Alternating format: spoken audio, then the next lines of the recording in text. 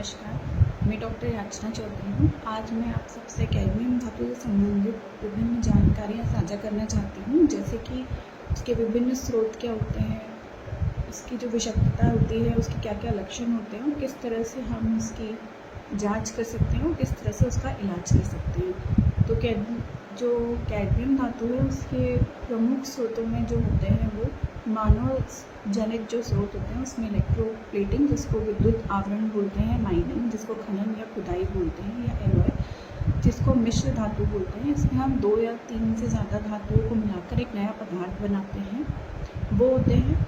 और उसमें fossil fuel combustion होता है, जिसमें जीवन शवक जो पदार्थ हैं जैसे कि पेट्रोलियम, कोयला या प्राकृतिक गैस को जलाकर जब हम ऊर्जा प्राप्त करते हैं तो उसको हम फॉसिल फ्यूल कम्बशन बोलते हैं। उसके बाद फिर वयस्कों का गलाना, जिसको स्मेल्टिंग ऑफ ओर्स बोलते हैं। और विभिन्न जो प्रायोगिक प्रक्रियाएं हैं, इंडस्ट्रियल प्रोसेसेस हैं, जैसे कि सेल्स का मैन्युफैक्चर, बैटरीज का मैन्युफैक्चर, प्लास्टिक का स्टेबलाइजेशन जिसको हम स्थिरीकरण बोलते हैं, ये सब शामिल होते हैं। तो जब भी कैडमियम धातु हमारे वातावरण में आती है और हवा के द्वारा वो हमारे जो खाद्य श्रृंखला है, फूड चेन है, उसमें भी एंटर कर जाता है। और जब हवा में होता है, इन्वायरमेंट में होता है, तो वो जो मिट्टी होती है वो भी इसको एब्जॉर्ब कर लेती है। जब मिट्टी उसको एब्जॉर्ब करती है तो उस मिट्टी में जो भी पौधा पनपता है, फॉर एग्ज़ाम्पल उदाहरण के लिए अगर तंबाकू का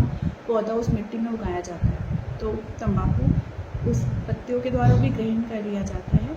तो यदि कोई व्यक्ति तंबाकू का सेवन करता है या सिगरेट पीता है तो उस धुएं में भी वो कैडमियम से एक्सपोज हो जाता है।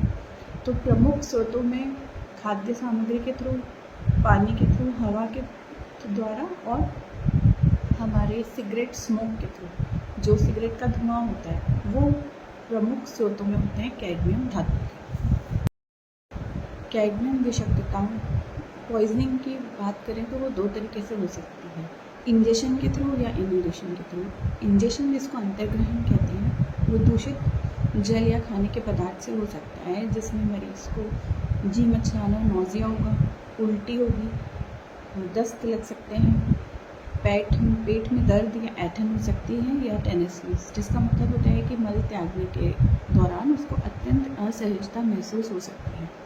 जो दूसरा तरीका होता है इनहेलेशन, जिसको अभिश्वासन बोलते हैं। इसमें इनहेलेशन के थ्रू जो सिम्टम्स आते हैं उसमें 4 से 10 घंटे लगते हैं। इसमें फ्लू लाइक सिम्टम्स होते हैं, सांस लेने में दिक्कत होती है, कफ होता है और जो श्वास संबंधित जटिलताएं भी हो सकती हैं गंभीर रूप से, जैसे कि पल्मोनरी एडिमा। इसमें जो वायुकोश होते हैं उसमें तरल पदार्थ भर जाता है, जिसके मरीज़ को अत्यंत दिक्कत हो सकती है। तो ये कोई भी लक्षण आपको या आपके आसपास को किसी भी व्यक्ति को अगर नज़र आते हैं तो आपको तुरंत बांगड़ अस्पताल में जाके चिकित्सा परामर्श लेना है।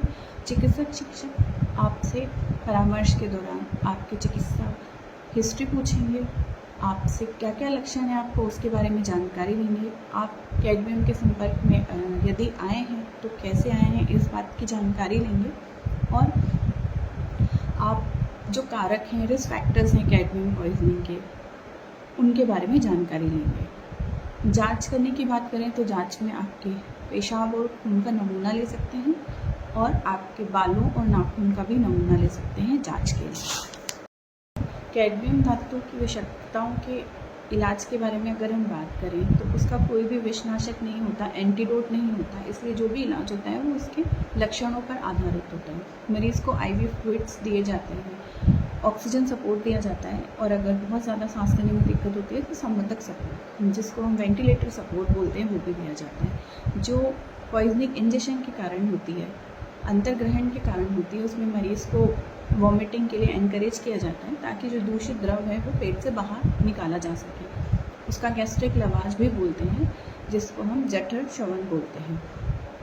अगर कोई व्यक्ति लंबे समय तक एक्सपोज रहता है, संपर्क में आता है, तो कुछ बातों का ध्यान रखा जा सकता है, जैसे कि जो काम करने वाली जगह है उसमें वायु का संचार पर्याप्त होना चाहिए, वेंटिलेशन प्रॉपर होना चाहिए, जो रक्षा उपकरण हैं उनका इस्तेमाल करना चाहिए काम करते वक्त। काम करने वाली जगह पे खाना और पीना नहीं होना चाहिए, और अगर आपको खाना पीना है तो आपको अपने हाथ अच्छी तरह से धोना चाहिए। अगर कोई व्यक्ति लंबे समय तक संपर्क में आता है तो उससे बहुत सारी दिक्कतें हो सकती हैं, जैसे कि उसको गुर्दे की बीमारी हो सकती है, श्वास संबंधित बीमारियां हो सकती हैं, फेफड़ों के कैंसर का रिस्क बढ़ जाता है, खतरा बढ़ जाता है, उसको प्रतिरोधक क्षमता से रिलेटेड प्रॉब्लम्स आ सकती हैं। जो बच्चे होते हैं वो कम वज़न के पैदा होते हैं और जो हड्डियाँ होती हैं वो बहुत ज़्यादा कमज़ोर हो जाती हैं, जल्दी टूट सकती हैं। धन्यवाद।